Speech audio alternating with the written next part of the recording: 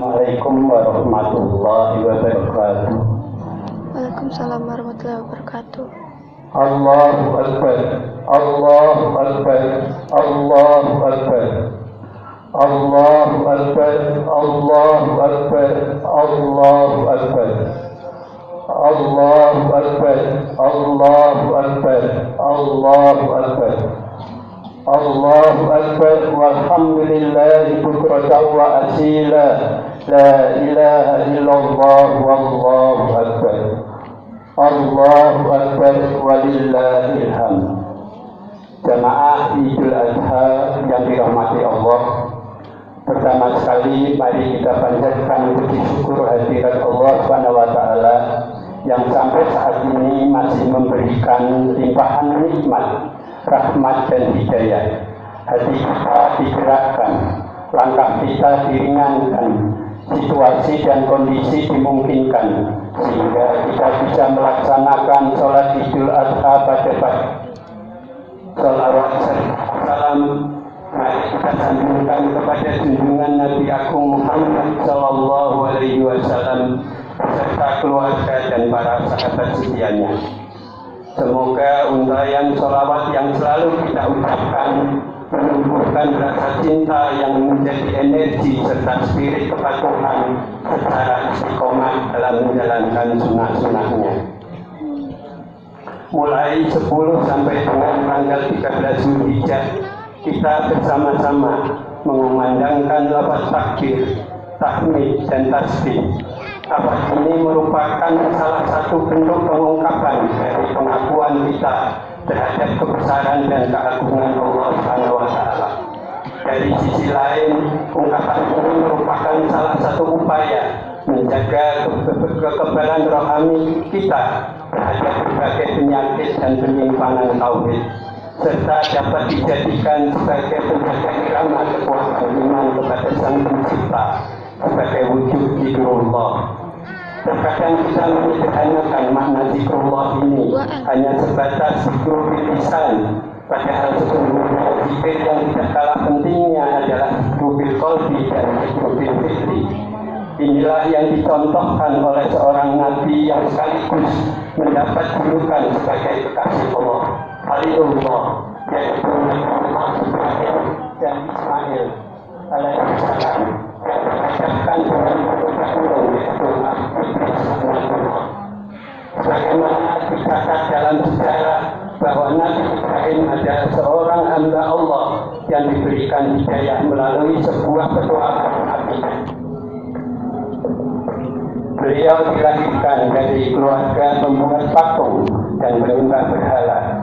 Dia menolak menyembah patung, bahkan menghancurkan patung-patung sembahan komunitasnya. Ia memperhatikan bintang-bintang, bulan dan matahari. Ketika terpesona, kemudian ia berkata, inilah Tuhan. Bintang-bintang itu akhirnya tertutup matahari, bulan menghilang di pagi hari, tenggelam di sore hari, maka ia berkata, ini bukan Tuhanku. Akhirnya Nabi Ibrahim ditunjuk Allah dengan sebuah nur ilahiyah yang menjadi hidayah. Allah Subhanahu wa taala memperkenalkan diri, akulah Tuhanmu. Allahu Akbar, Allahu Akbar, Allahu Akbar, walillahil hamd. Namun dalam perjalanan rohaniyahnya, ternyata Nabi Ibrahim masih saja diuji oleh Allah Subhanahu wa taala. Sebagaimana kita ketahui bahwa Nabi Ibrahim meskipun sudah tua, tapi belum dikaruniai Allah seorang anak. Namun demikian Nabi Ibrahim tidak pernah putus asa dan selalu berdoa agar diberikan Allah dan doanya, ya Allah, karuniailah aku anak yang soleh. Akhirnya Allah mengabul Nabi Ibrahim dengan lahirnya seorang putra. Ketika anaknya Ismail alaihissalam memasuki usia balik, ketika 8 Zulhijjah, Nabi Ibrahim mendapat perintah melalui mimpi kesayangannya yang telah lama dan menjadi kebanggaannya. Setelah mendapat perintah ini, Nabi Ibrahim mempertimbangkan dan menganalisa yang sepintas agak aneh. Dalam bahasa Arab, hal ini disebut tarwiyah, yaitu berpikir-pikir, bersiap-siap melaksanakan. Kemudian pada malam tanggal 9 Zulhijjah, Nabi Ibrahim kembali mendapat perintah dari Allah Subhanahu wa Ta'ala.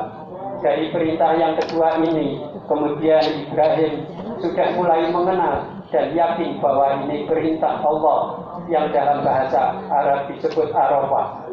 Untuk mengenang peristiwa ini, kemudian umat Islam disunahkan untuk puasa Tarwiyah pada tanggal 8 dan puasa Arafah pada tanggal 9 Zulhijjah. Setelah mendapatkan perintah yang sama pada malam 10 Zulhijjah, Nabi Ibrahim membulatkan tekad untuk menyembelih anaknya.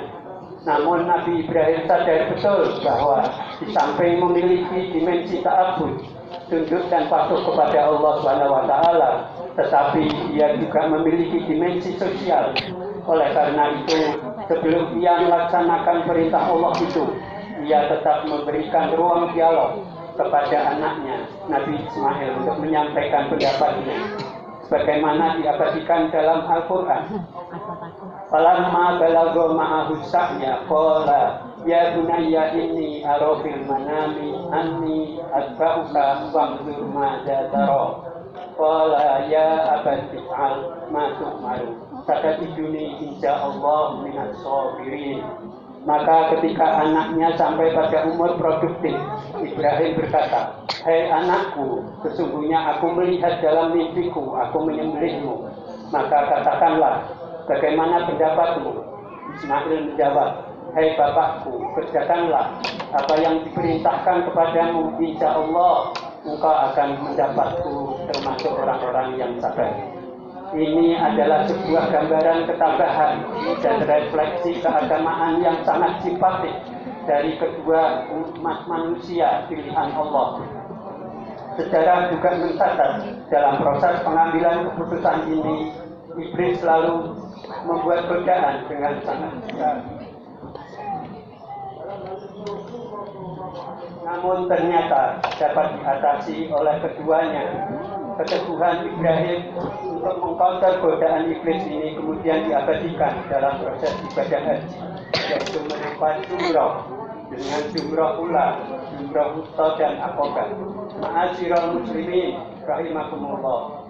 Sepintas perintah Allah ini sangat tidak masuk akal, dan Allah akan merampas hak Nabi Ibrahim dan istrinya untuk berbahagia dengan putra sematawayangnya yang sekian lama dinanti-nanti kehadirannya dalam rumah tangga mereka.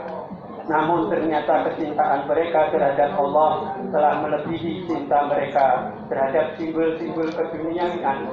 Maka wajar kemudian Allah memberikan penghargaan dengan menyelamatkan jiwa Ismail melalui malaikat Jibril. Allah menggantikan Ismail dengan seekor domba, bagaimana diungkapkan Allah dalam ayat berikut. Wafadainahu bidzikrin azim, dan kami tebus anak itu dengan seekor sembelihan, yaitu kambing yang besar. Rangkaian peristiwa ini kemudian diabadikan dalam ajaran Islam, yaitu kewajiban melaksanakan ibadah haji bagi orang yang telah mampu. Ibadah haji diawali dengan niat di mikot makani dengan pakaian ihram, wukuf di Arafah, melempar jumrah, tawaf di sekeliling Ka'bah, sa'i di antara Safa dan Marwah, dan disudahi dengan tahallul, mencukur rambut. Melihat dari prosesi ini, maka substansi haji sebenarnya adalah mendekatkan diri kepada Allah, Allahu Akbar, Allahu Akbar, Allahu Akbar. Bagaimana firman Allah? Ala bi dzikrillah tatma'innul qulub. Ingatlah, hanya dengan mengingat Allah maka akan menimbulkan kesenangan dalam hati.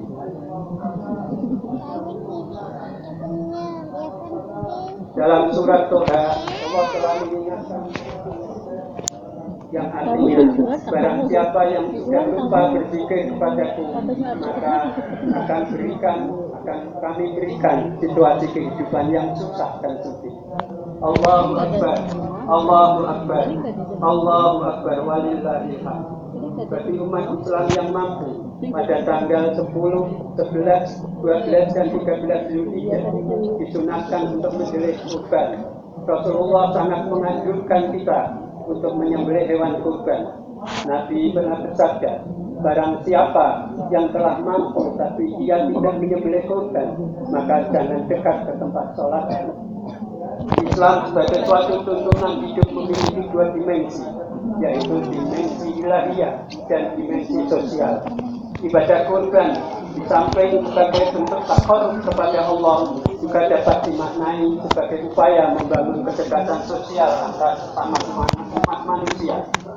Oleh karena itu, hendaknya prosesi ibadah kurban yang rutin kita lakukan setiap tahun harus betul-betul kita resapi makna dan hakikatnya, sehingga mampu memberikan kontribusi terhadap peningkatan kualitas diri kita di hadapan Allah, serta bermanfaat dalam memupuk rasa cinta serta kepedulian dan kebersamaan di antara umat manusia yang merupakan cerminan rahmatan lil alamin.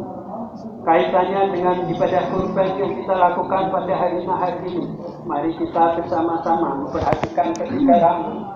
Insya Allah kita akan menjadi diri kita sebagai pribadi yang bertakwa.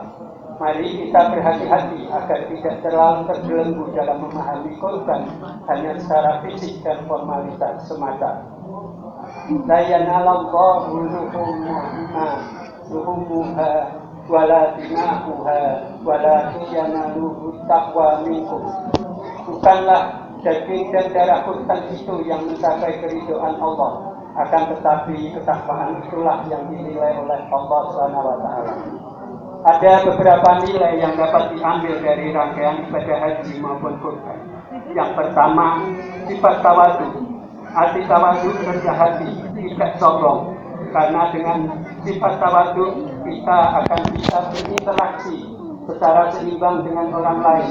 Tawadu juga bisa dipahami sebagai ketaatan terhadap aturan main yang telah menjadi kesepakatan kolektif. Orang yang kehilangan rasa tawadu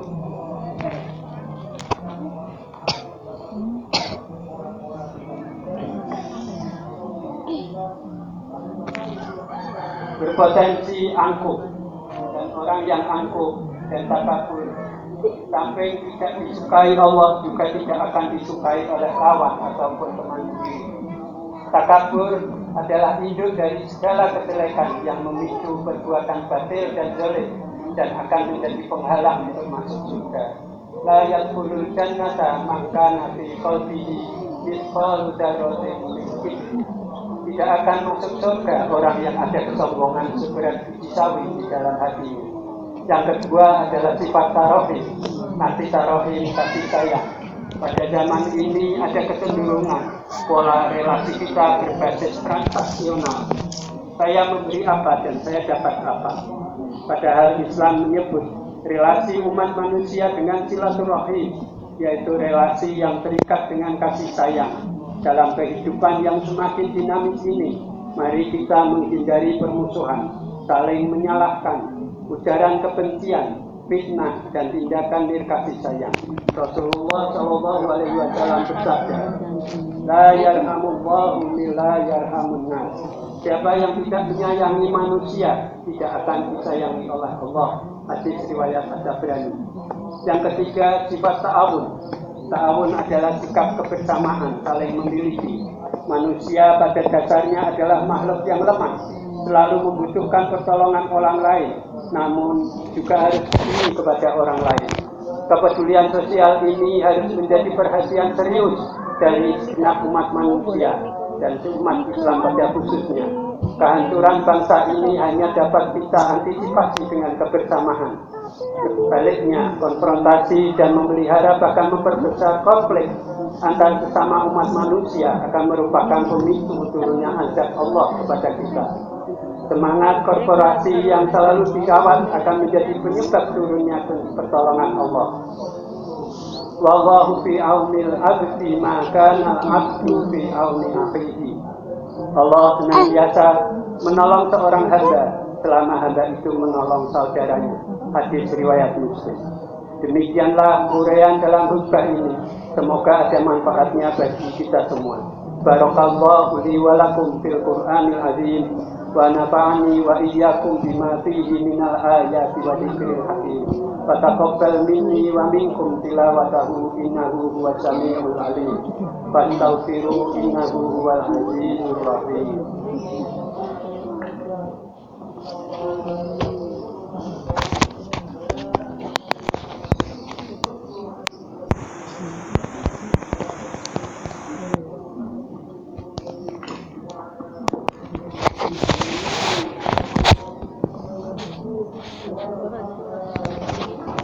Allahu Akbar, Allahu Akbar, Allahu Akbar, Allahu Akbar, Allahu Akbar. Ketika subhanallah bukratan wa asila. La ilaha illallah wallahu akbar. Allahu Akbar walillahil hamd. Alhamdulillahi ala islamihi wa syukru lahu ala taufiqihi wa imdani wa asyhadu an la ilaha illallah wallahu wahdahu la syarika lah wa asyhadu anna sayyidana Muhammadan wa rasuluhu da'i ila ihsan.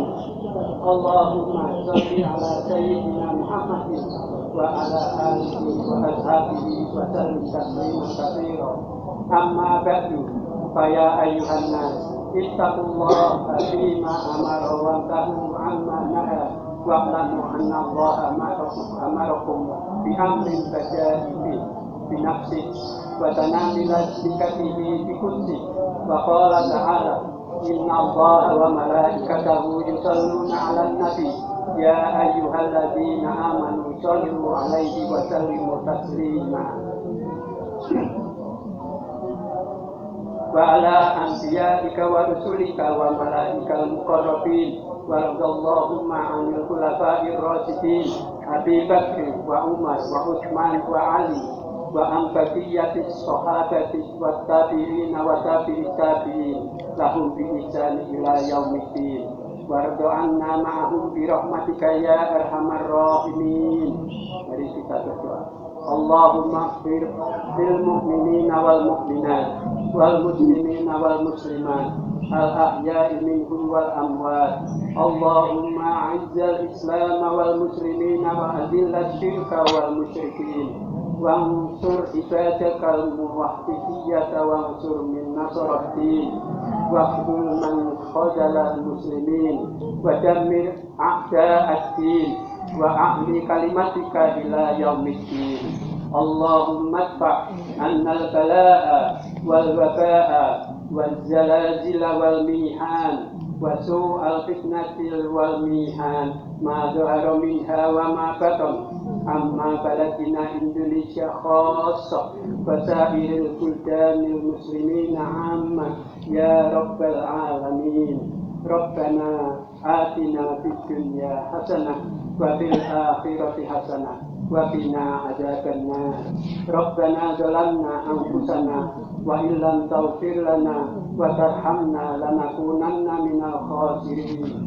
Ibadallah, innallaha ya'muru bil 'adli wal ihsan wa ita'i dzil qurba wa yanha 'anil fahsya wal munkar wal baghi ya'idukum la'allakum tadhakkarun. Wadhkurullaha al-'azima yadhkurkum wadhkuruhu 'ala ni'amihi yazidkum wa la dzikrullahi akbar. Assalamualaikum warahmatullahi wabarakatuh.